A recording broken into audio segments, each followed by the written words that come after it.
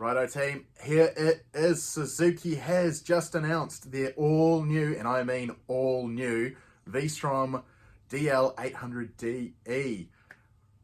Wow, like it's a brand new bike from Suzuki and this is a big deal. So let's dig into it.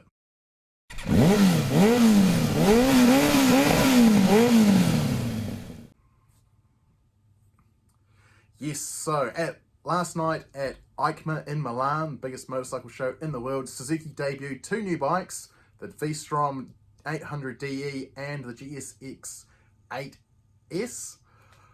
And, well, we're going to talk about the V-Strom today because we're adventure bike riders and that's what we like. So, adventure is its purpose, is the tagline Suzuki has put on the new V-Strom.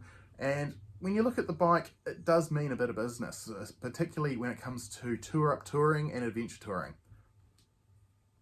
Interestingly, nothing has been carried over from the DL650. It might share its TFT screen with the DL1050, but the DL650, it's not even looked at really. It's a completely different bike, but if you do like Suzuki's V-twin engines, it's a nice thing to note that Suzuki is continuing both the SV650 and DL650 into the future. So those much loved bikes aren't going anywhere.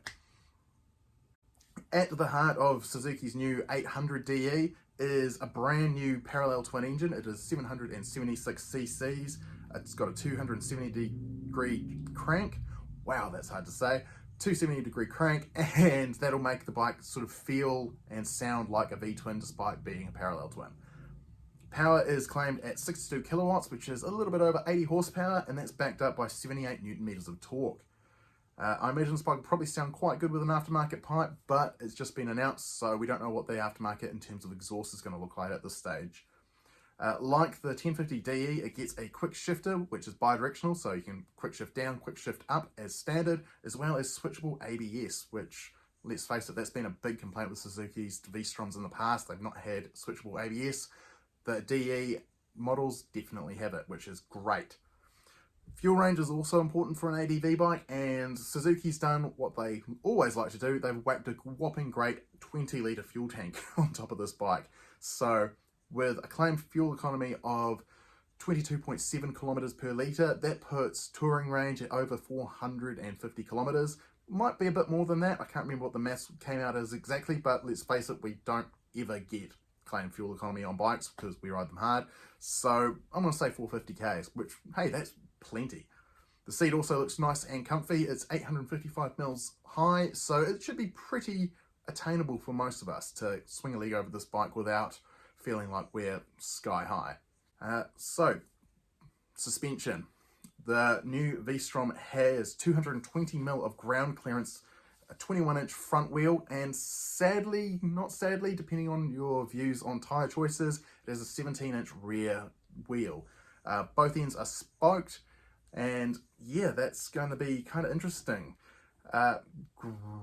Suspension travel is 220 mil at both ends as well, so that is almost on par with the Tenere 700s in terms of ground clearance. It's 20 mil less than the Tenere 700, a little bit less in terms of travel, but hey, like, this is Suzuki's brand new bikes, so you can't follow copy Yamaha's homework all the time. Styling, of course, it's styled after Suzuki's iconic Dakar bike, the DR Big. It has very sharp angles, and yeah, they've sort of moved a little bit further on in their styling because they can't, well, they've got a ground up brand new chassis, so they're not restricted by that old aluminium frame that goes all the way back to the start of the century. So styling, I think, looks quite good. I particularly like the subframe section. It looks like the bike isn't too pathetic. It looks like it's a nice sturdy tank of a bike, which, let's face it, that's what we expect from Suzuki. If the new DL800 has an Achilles heel, that would be the weight. It is 230 kilos of claimed curb weight. That's 14 kilos more than the DL650 and 24 kilos more than the Tenere 700, which, yeah, that's going to put a lot of people off, I think. But on the flip side, unlike the Tenere 700 and the forthcoming Transalp, which I will put a card up here for the video I'm about to record on that. The Suzuki definitely has more of a focus on touring, so you've got a more sumptuous seat for both the rider and pillion. You have an adjustable windscreen. It's, yeah, taking a bit of a different tack to those other bikes, so we're not getting a carbon copy of the Tenere, which I think is a good reason. So is the DL800DE a Tenere competitor? That's going to be the big question in everyone's mind. I'm thinking yes to a point, but like I said just before, it is taking a slightly different approach to adventure riding. It's going to have a more two-up touring focus. It's not quite so aggressively focused at off-road riding like the Tenere is. And yeah, pricing's still yet to be determined. We do know that this bike is expected in July of next year to arrive here in New Zealand. Other countries and pricing may differ. But once the pricing comes out, it will be quite interesting to see how it compares price-wise to, say, the Tenere 700, the Tuareg 660, and of course those KTMs which also have a 800-ish cc engine. And the Transalp, I keep forgetting, there's the Transalp coming.